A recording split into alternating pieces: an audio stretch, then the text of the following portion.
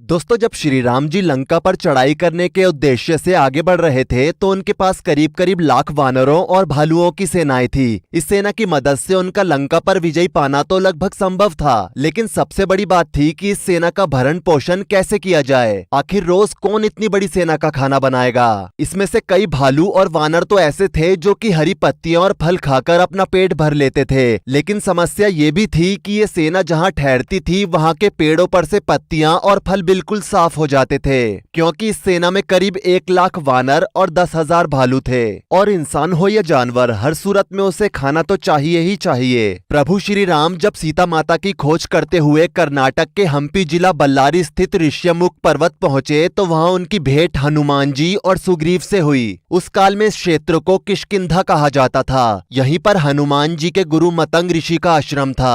श्री राम ने लंका पर चढ़ाई करने से पहले अपनी सेना का गठन किया था, जिसमें एक वानर सेना भी थी। वानर सेना का कामकाज सुग्रीव के जिम्मे था। सुग्रीव की सेना बहुत बड़ी थी। वानर सेना में सुग्रीव, अंगद, हनुमान जी, दधिमुख यानी सुग्रीव के मामा, नल, नील, क्रात और केसरी यानी कि हनुमान जी के पिता आदि कई महान योद्धा इस वानर सेना में शामिल थे, जिसमें से मैंद द्विविद नामक 2 भाई भी युद्धपति थे। हर झुंड का एक सेनापति होता था जिसे युद्धपति कहा जाता था। दोस्तों, आपको मैंद द्विविद के बारे में बता दें तो द्विविद सुग्रीव के मंत्री और मैंद के भाई थे।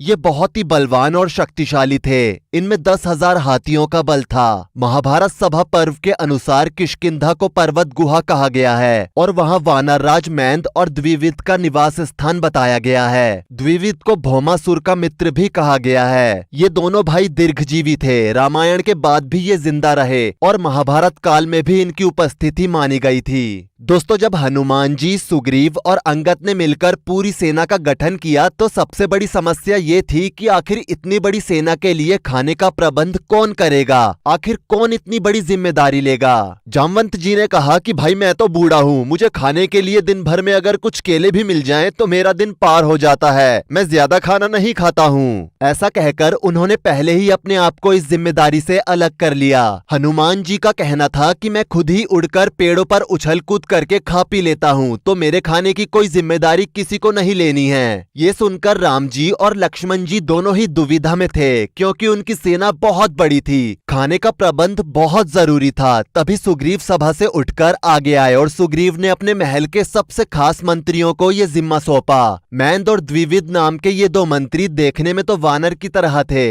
मैंद और द्विविद दोनों ही भाई थे। मैंद बड़ा भाई था और द्विविद छोटा।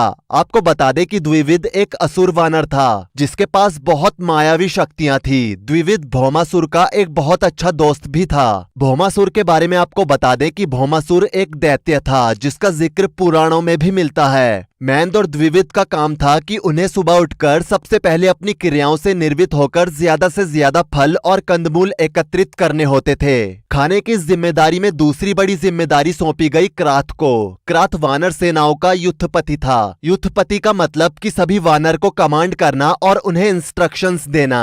क्रात एक बलशाली, छोटे और काले मुंह वाला वानर था। क्रात बहुत ही ज्यादा फुर्तीला था और एक पेड़ से दूसरे पेड़ पर चढ़ने में उसे 1 सेकंड का समय लगता था। साथ ही क्रात लंका तक फैले सभी जंगलों के बारे में जानता था। उसे पेड़ पौधों की अच्छी समझ थी। क्रात को पेड़ पौधों से बनने वाली औषधियों का भी संपूर्ण ज्ञान था। खाने की जिम्मेदारी में क्रात, मैंद और द्विविद को अभी तक शामिल किया जा चुका था, लेकिन राम जी का कहना था कि इतनी बड़ी सेना के लिए सिर्फ 3 लोग बहुत कम हैं। कुछ और योग्य लोगों के होने से इस काम को और आसान बनाया जा सकता है। तभी क्रात ने कहा कि हमें एक ऐसे तेज उड़ने वाले पक्षी की जरूरत है जो कि जंगलों के ऊपर उड़कर हमें जंगलों में मौजूद हमारे दुश्मनों का पता हमें पहले ही बता दे, क्योंकि हम जमीन पर चलेंगे और उसी समय पेड़ के ऊपर बैठे किसी हमारे दुश्मन ने हमारे किसी वानर को मार दिया या फिर जख्मी कर दिया तो ये हमारे लिए काफी मुश्किल पैदा कर सकता है। तभी राम जी ने इस खाने की जिम्मेदारी में संपाति का नाम भी जोड़ दिया। संपाति के बारे में हम आपको बता दें कि संपाति जटायु का भाई था। संपाति ने कहा कि ठीक है, मैं इस काम के लिए तैयार हूँ। आप जमीन पर चलेंगे और मैं आपके आगे आसमान में उड़ते हुए अपने दुश्मनों पर नजर रखूंगा, और अगर कोई दुश्मन या फिर कोई संदिग्ध होता है तो मैं आसमान से ही अपनी आवाज में आपको संकेत दे दूंगा। इसी के साथ ही इस टीम में सुग्रीव के मामा दधिमुख ने अपना समर्थन दिया।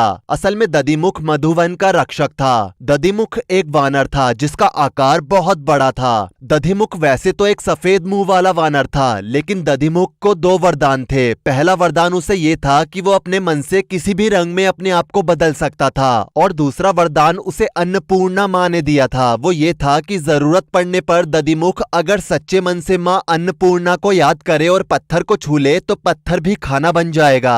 राम जी की सेना में इतने लोगों की एक टीम तैयार की गई और सब अपने अपने काम को अच्छे से करने के लिए तैयार थे। इस टीम के अलावा कई सारे वानर भी इन लोगों के साथ रोज जाते थे ताकि इन सभी के द्वारा इकट्ठा किया गया खाना लाया जा सके। फिर हर रोज सुबह सूर्योदय से पहले सभी लोग खाने की तलाश में निकल पड़ते थे और खाने के लिए इतना खाना आ जाता था कि सभी का पेट भर जाता था।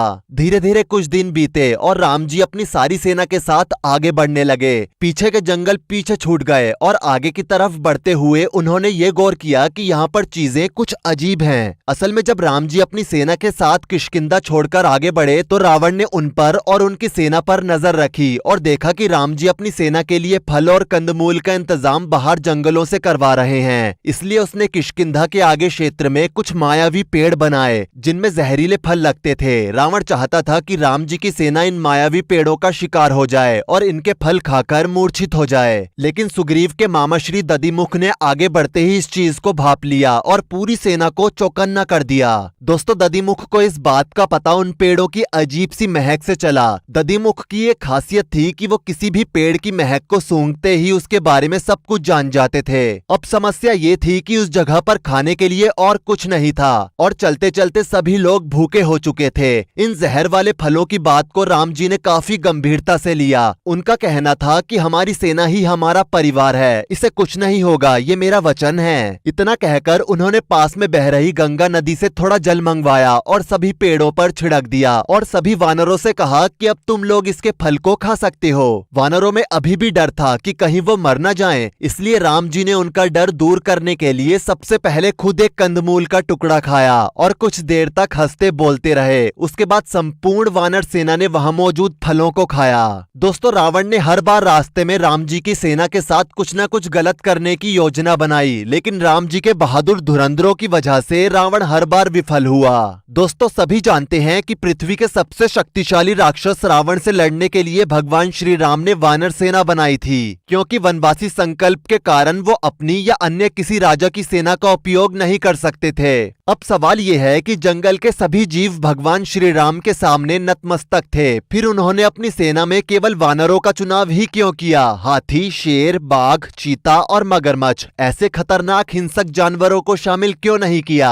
तो उसके कई सारे कारण हैं, चलिए आपको बताते हैं। दोस्तों, वानरों के गाल के भीतर थैलीनुमा संरचना होती है जहां वो खाना भरकर रख लेते हैं और उसे बाद में आराम से चबा चबा कर खाते हैं। इसके कारण लंबे समय तक उनका शरीर ऊर्जावान बना रहता है। बंदर घास के मैदानों और ऊंचे पहाड़ों पर आसानी से रह सकते हैं, यानी कि स्थान परिवर्तन का उन पर कोई खास प्रभाव नहीं पड़ता, जबकि दूसरे जानवर स्थान परिवर्तन हो जाने पर कई बार असमय मृत्यु का शिकार भी हो जाते हैं। ज्यादातर बंदर रात्रि में विश्राम करते हैं, परंतु बंदरों की एक प्रजाति नाइट मंकी, जिन्हें आउल मंकी के नाम से भी जाना जाता है, वो रात में जागती है। बता दें, इन बंदरों को डोरुकोलिस के नाम से भी जाना जाता है। श्री राम जी की सेना में रात्रि गश्त पहरेदारी करती थी और वो सभी नाइट मंकी यानी कि आउल मंकी ही थे। श्री राम जी की सेना में क्राथ नामक वानर इसी प्रजाति का वानर था। बंदर के हाथ इंसानों की तरह होते हैं और किसी भी चीज को मजबूती से पकड़ने में सक्षम होते हैं, और बंदर एक सामाजिक जानवर है, वो समूह में रहना पसंद करता है। इनके समूह की संख्या 1000 तक हो सकती है। एक सेना के लिए ये सबसे अच्छा गुण है। और सबसे बड़ी बात, बंदरों में इंसानों की तरह भावनाएं होती हैं। वो प्रेम मिलने पर प्रेम प्रदर्शित करते हैं, और यदि कोई उन्हें परेशान करता है तो बंदर उससे नफरत भी करते हैं और ये समूह में हमला करते हैं। इसलिए बंदरों के समूह को हराना थोड़ा मुश्किल होता है। आपने देखा होगा कि ये समूह में शेरों को भी परेशान कर देते हैं। भूख लगने पर बंदर फल, फूल, पत्ते, बीज, फली, शहद, अंडे, कीड़े और सरीकृप खाकर बड़े मजे से जीवन यापन कर सकते हैं। एक अज्ञात देश में ऐसे सैनिक हमेशा उपयोगी होते हैं जो फलाहारी, शाकाहारी और मांसाहारी भी हों। बंदर कभी किसी से भयभीत होकर भागते नहीं हैं, बल्कि भयभीत होने का अभिनय करते हैं। इस प्रकार बंदर अपने शत्रु को लापरवाह कर देते हैं और मौका पाते ही हमला कर देते हैं। सबसे खास बात यह है कि बंदर नकलची भी होते हैं। रावण की सेना से लड़ने के लिए ये गुण काफी अच्छा था।